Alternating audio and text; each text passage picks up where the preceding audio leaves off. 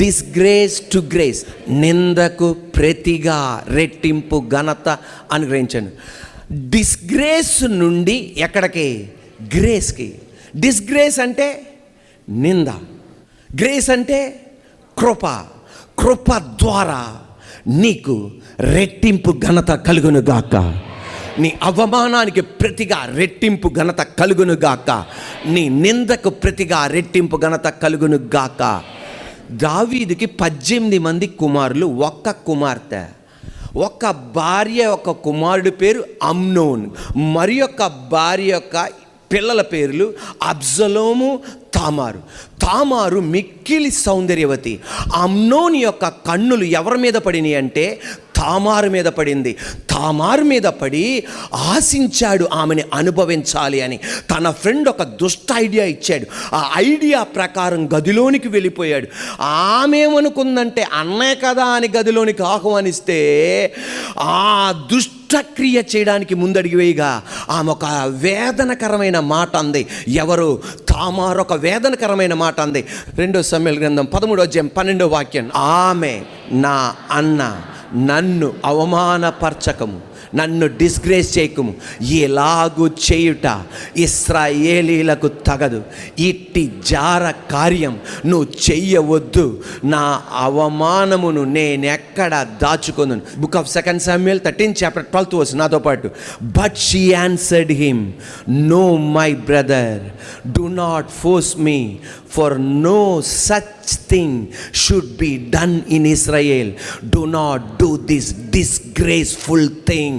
నిన్ను నువ్వే నిందపరుచుకొని నాకు కూడా నిందపడే ఈ కార్యం చేయకన్నా, అన్నా ఈ కార్యం చేయకు. అయినా ఆమెని రేప్ చేశాడు, దుష్ట కార్యం చేశాడు. దుష్ట కార్యం చేయగానే అది దేశమంతా తెలిసిపోయింది.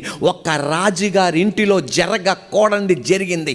ఒక అన్నయ్య తన చెల్లి పట్ల చేసింది అందరికీ తెలిసిపోయింది.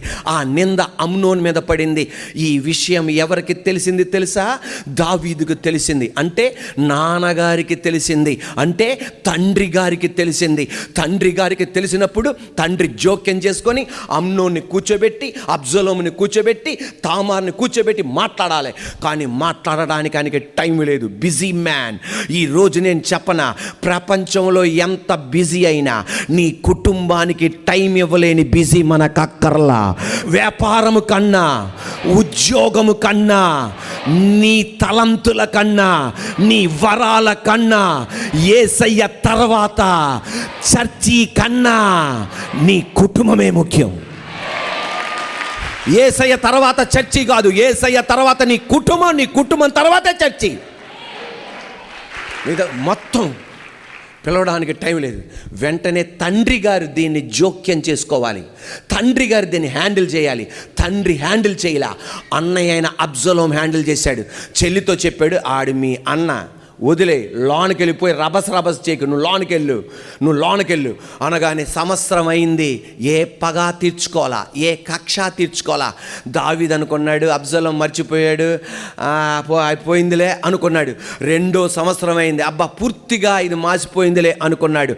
2వ సంవత్సరమున కక్ష పగ దాచుకున్న అబ్సలోం నా చెల్లిని పాడు చేసిన నేను వదలరా అనుకున్నాడు. కత్తి తీసుకొని నరికాడు. ఆయన కాదు, ఇంకొకటితో నరికి చంపేశాడు. అంతే. పరిశుద్ధాత్మ దేవుడు నిన్న నాకు ఒక సత్యం నేర్పించాడు. తండ్రి జోక్యం చేసుకోకపోవడం వలన, అవమానము పొందినప్పుడు, నిందపడినప్పుడు, అమ్నోన్ నిందపడినప్పుడు తండ్రి జోక్యం చేసుకోపోవటం వలన అన్నయ్య జోక్యం చేసుకున్నాడు గనక అమ్నోనికి ఆ గతి పట్టింది. ఒకవేళ తండ్రే జోక్యం చేసుకుని ఉంటే ఆ నిందలో క్లైమాక్స్ వేరే రకంగా మారేది. ఈరోజు నేను చెప్పనా, నువ్వు నేను మనం అందరం అమ్నోన్ లాంటి పాపిష్టి కార్యాలు మనం చేయలేదు, కానీ నీ మీద కూడా ఒక రకమైన నింద ఉంది. నీ మీద కూడా ఒక రకమైన నింద ఉంది. నా మీద కూడా ఒక రకమైన నింద ఉంది. అదే గనక మన అన్నయ్యే గనక, నీ అన్నయ్యే గనక హ్యాండిల్ చేస్తుంటే అమ్నోనుకు పట్టిన గతి నీకు పట్టేది.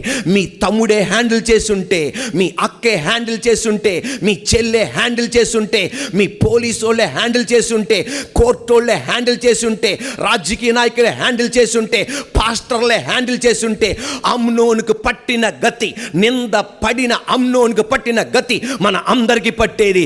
కానీ కనికరం చూపెట్టే ఒక తండ్రి మనల్ని పట్టించుకున్నాడు గనక మన నిందకు ప్రతిగా రెట్టింపు ఘనత మనం పొందుకోగలిగాం. ఈరోజు మందిరంలో చప్పట్లు కొడుతున్నాం, ఈరోజు మందిరంలో దేవుని ఆరాధిస్తున్నాం. ఒక తండ్రి మనల్ని పట్టించుకున్నాడు.